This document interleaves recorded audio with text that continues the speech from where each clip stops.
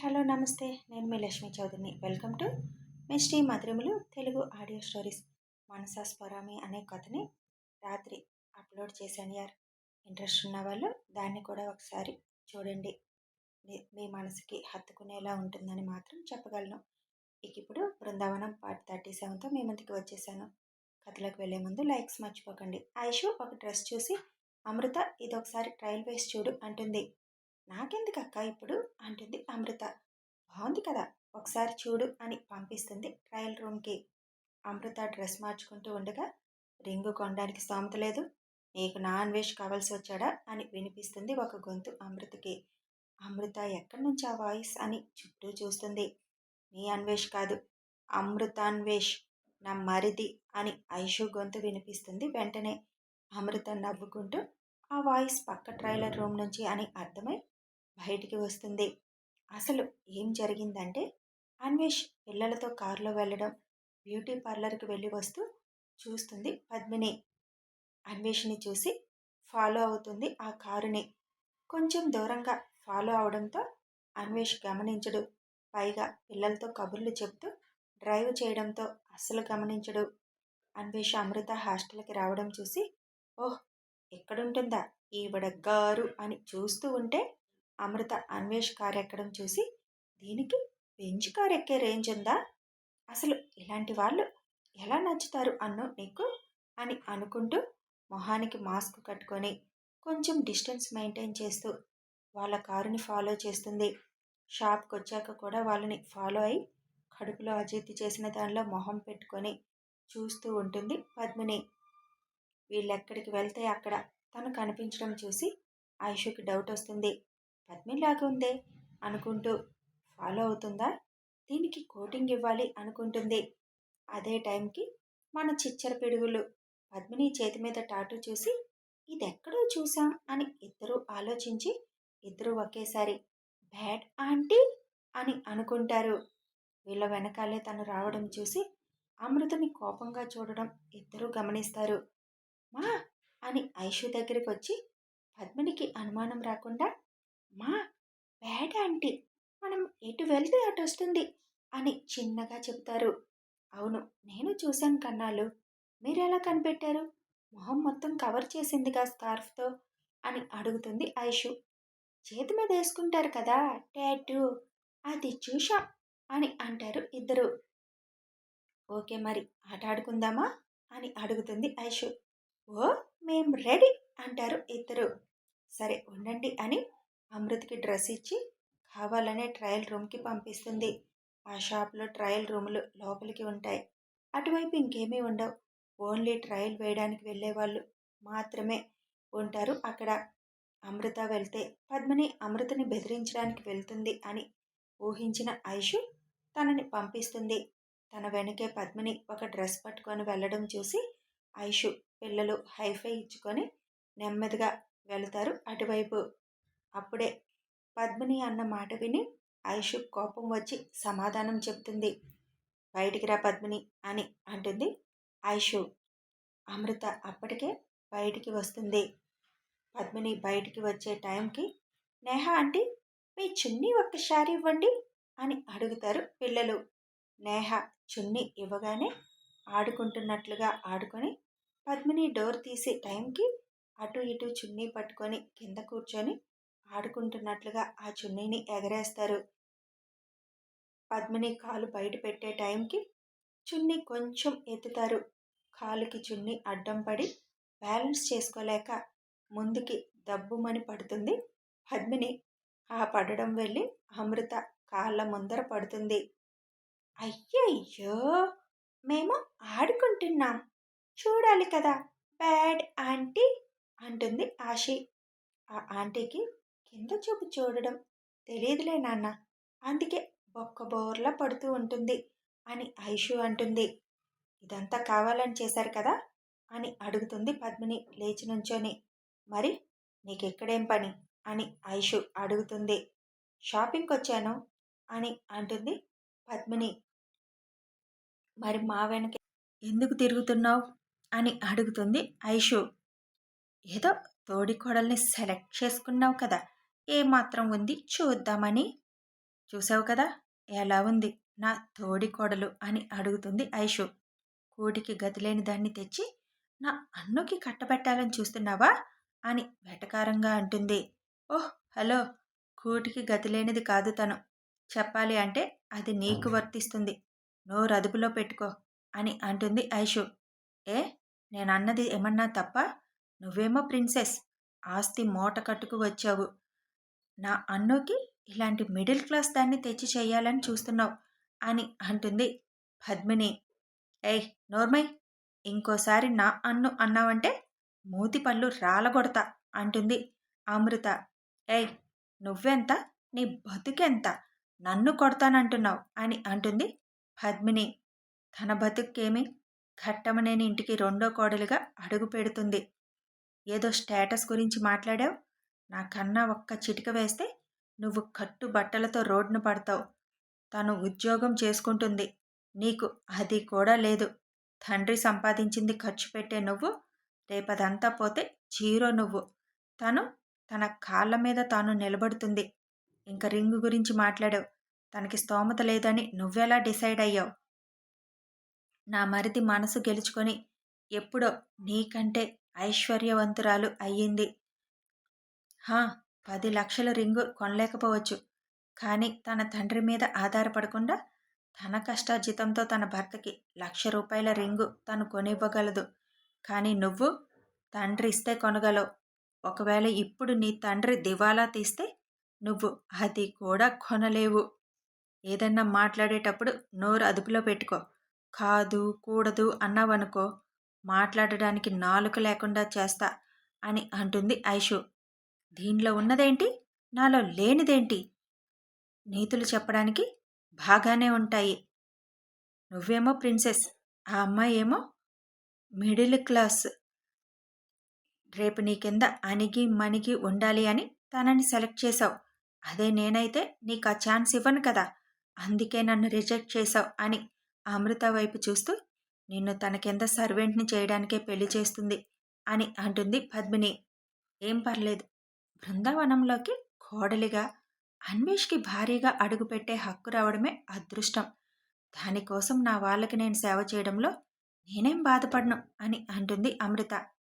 నేను నిన్ను నా అన్నుకి భార్యను కానివ్వను అని అంటుంది పద్మిని. ఏయ్ ఇంకోసారి నా అన్ను అన్నావంటే ఊరుకోను. అన్వేష్ గారు నా వారు, నాకు సొంతం అని అంటుంది అమృత. అంటాను, నా అన్ను ఏం చేస్తావు? నువ్వేం చేయలేవు అని అంటుంది పద్మిని. లాగిపెట్టి ఒక్కటి ఇస్తుంది అమృత. యూ, నన్నే కొడతావా అని ఆవేశంగా అంటుంది. కొడతావా కాదు, ఇలా కొట్టి చూపించా అని ఇంకోటి పీకుతుంది అమృత. హే యూ అని అమృతని కొట్టడానికి చెయ్యెత్తుతుంటే, ఏంటే ఎక్కువ చేస్తున్నావు అని పద్మిని చెయ్యి వెనక్కి మెలితిప్పి పట్టుకుంటుంది ఐషు. అమృత, ఇది ఒక 1 ఇయర్ నుండి మీ ఆయన వెంటబడుతుంది. ఇరిటేట్ చేసింది. ఆడపిల్లని మీ ఆయన చూసి చూడనట్టు వదిలేశాడు. కానీ ఈవిడ మీ ఆయన్ని చాలా విసిగించింది. మరదంతా తీర్చుకోవాలి అంటే వాయించి పెట్టు అంటుంది ఐషు. అమృత పద్మిని ఈ చెంప ఆ చెంప వాయించి పెడుతుంది. సూపర్ షాట్ పిన్ని, కొట్టు, ఇంకా కొట్టు అంటూ పిల్లలు అరుస్తూ ఉంటారు. అప్పుడే బ్యూటీ పార్లర్కి వెళ్ళి తన అందానికి మెరుగులు దిద్దించుకొని వచ్చిన పద్మిని బొగ్గలు అమృత కొట్టిన దెబ్బలకి బూరెల్లా పొంగిపోయాయి. ఐషు మెలిపెట్టిన చెయ్యిని వదిలి దూరంగా తోసి, ఇంకోసారి మా జోలి రావాలని చూస్తే కాళ్ళు చేతులు విరగ్గొట్టి హాస్పిటల్ బెడ్కి అంకితం చేస్తాం అంటుంది ఐషు. ఈలోపు ఐషుకి సైగ చేసి ఆషి ఆయు బయటికి వెళ్ళి పిల్లల కోసం ఐషు తెచ్చిన వాటర్ బాటిల్ తీసి కరెక్ట్గా బయటకు వచ్చే దగ్గర బాటిల్ కింద పడుకోబెట్టి వాళ్ళిద్దరూ చెరోవైపు ఉంటారు. అన్న, బాటిల్ మీద అడుగు వేస్తుందంటావా అని అడుగుతుంది ఆషి. వేస్తుంది, ఆంటీకి కిందకి చూడరు కదా. కరెక్ట్గా బాటిల్ మీద అడుగు పడుతుందంటావా అడుగుతుంది మళ్ళీ. లోపల నుంచి వచ్చేటప్పుడు ఫస్ట్ అడుగు అక్కడే పడుతుంది, చూద్దాం. ఒకవేళ బాటిల్ మీద వేయలేదనుకో, ముందున చాక్లెట్ పెట్టాం కదా, దాని మీదైనా వేస్తుంది అడుగు అని అంటాడు ఆయు. ఆయు జేబులో ఉన్న డైరీ మిల్క్ చాక్లెట్ తీసి ఇద్దరూ కలిసి దాన్ని ఫ్లోర్ మీద పెట్టి దాని మీద వాళ్ళ చేతిలో ఉన్న బాటిల్లోని వాటర్ కొంచెం పోసి అదే బాటిల్తో దాన్ని శుభ్రంగా స్మాష్ చేసి పెడతారు. ఆ బాటిల్ తెచ్చి లోపల నుంచి బయటకొచ్చే చోట అడుగు వేస్తే కాలు దాని మీద పడేలా పెడతారు. దాని మీద అడుగు వేస్తే జర్రున జారుకుంటూ పోతారు. అక్కడ మిస్ అయితే చాక్లెట్ మీద అడుగు వేసినా జారుతారు. ఐషు వదలగానే కోపంగా చూస్తూ మీ సంగతి చూస్తాను అనుకుంటూ అక్కడి నుంచి వెళ్ళిపోతుంది. పద అమృత, మన బంగారాలు పరుగు పెట్టి బయటికి వెళ్ళారంటే ఏదో పెట్టారు స్పాట్ పద్మినికి అని ముగ్గురు పద్మిని వెనక చిన్నగా వస్తారు. ఆయు ఆషి వేసిన ప్లాన్ వర్కౌట్ అవ్వకుండా ఉంటుందా? అప్పటికే లోపల పడ్డ పద్మిని కాలు మెలిపెట్టి కుంటుకుంటూ నడుస్తూ వాళ్ళని తిట్టుకుంటూ ఫోన్లో ఎవరికో మెసేజ్ టకటకా నొక్కుకుంటూ బయటకు అడుగు పెడుతోంది. కరెక్ట్గా బాటిల్ మీదే అడుగు వేసింది పద్మిని. ఆయు ఆషి ఎస్ అనడం, పాప జర్రున జారి వెనక్కి పడడం ఒకేసారి జరుగుతుంది. అరే ఆషి, ఈ బ్యాడ్ ఆంటీకి అస్సలు కిందకి చూసి నడవడమే రాదు అని ఆయు అంటాడు. అవునన్నా, నాని అంటుంది కదా, అప్పుడప్పుడు మన ఇంట్లో మైడ్ రాణిని ఇలాగే పడుతుంది కదా తను కూడా, అప్పుడు కళ్ళు నెత్తి మీద ఉంటాయా, చూసుకొని నడవ్వా అని నాని అంటుంది. ఈ ఆంటీకేమైనా కళ్ళు నెత్తి మీద ఉన్నాయేమో అన్నయ్య, చూద్దాం పద అని ఇద్దరు హైఫై ఇచ్చుకొని పడడం వల్ల తలకి నడుంకి కూడా తగలడంతో లేవలేక కుస్తీలు పడుతూ ఉన్న పద్మిని దగ్గరికి వచ్చి బ్యాడ్ ఆంటీ, మీకు కళ్ళు తలలో ఉన్నాయా అని జుత్తంతా వెతికినట్టు చేసి చింపిరి చింపిరి చేస్తారు. ఇదంతా వెనక నుంచి చూస్తున్న ఐషు అమ్మ నవ్వుతుంటే నేహ మాత్రం బాబోయ్, వీళ్ళు పిడుగులు, పిల్లలు కాదు అని అంటుంది. ఏయ్, నా పిల్లలకి దిష్టి పెట్టకు అని అంటుంది అమృత నేహతో. నేనేం దిష్టి పెట్టలేదులే అని మొహం ముడుస్తుంది. ఇద్దరూ కలిసి తన జుత్తుని లాగుతుంటే అప్పటికే బుగ్గలు వాచి మాట్లాడలేకపోయినా యు అంటూ పళ్ళు నోరపోయి నొప్పి పుట్టి ఆ అంటుంది పద్మిని. ఆయు ఆశి అది విని మాతో పెట్టుకుంటే ఊరుకోం బ్యాడ్ ఆంటీ, మా చిన్న మమ్మీ అమృత అని మేం ఫిక్స్ అయ్యాం. ఇంకోసారి మా బాబాయ్ని నా అంటే అని ఇద్దరు నాలుక పళ్ళ కింద పెట్టి వేలు చూపిస్తూ జాగ్రత్త అని అంటారు. అది చూసి అమృత పరుగున వచ్చి ఇద్దరిని హత్తుకొని ముద్దు పెడుతూ నా బంగారాలు అని అంటూ కళ్ళల్లో నీళ్లు తెచ్చుకుంటుంది ఆనందంతో. మా చిన్న మమ్మీ అస్సలు ఏడవకూడదు అని ఇద్దరూ కళ్ళు తుడుస్తూ నాన్నెప్పుడూ చెప్తారు, మనల్ని ఎవరైనా ఏడిపించాలి అని చూసే వాళ్ళని మనం ఏడిపించాలి కానీ మనం ఏడవకూడదు అని. నువ్వేడవకు పిన్ని, నిన్నేడిపించాలి అని చూసిన ఈ ఆంటీని ఏడిపించాలి అని అంటారు ఇద్దరు. ఇక చాలే పదండి నాన్న అని ఐషు అక్కడి నుంచి వెళ్తూ నాయక్కి ఫోన్ చేసి షాపింగ్ మాల్లో ఉన్న ట్రయల్ రూమ్ దాని బయట ఉన్న సీసీ ఫుటేజ్ క్లియర్ చేయి బాబాయ్ అని చెబుతుంది. ఓకే మేడం అని నాయక్ ఆ పనిలో పడతాడు. వెళ్ళి ఏమైంది అని చెక్ చేసిన నాయక్ చూసి నవ్వుకొని మొత్తం క్లియర్ చేయిస్తారు. ఎందుకక్క అది క్లియర్ చేయించో అడుగుతుంది అమృత. చిల్లర పనులు చేసే ఇలాంటి వాళ్ళు సీసీ ఫుటేజ్లో రికార్డ్ అయింది పట్టుకొని కథ అల్లుతారు.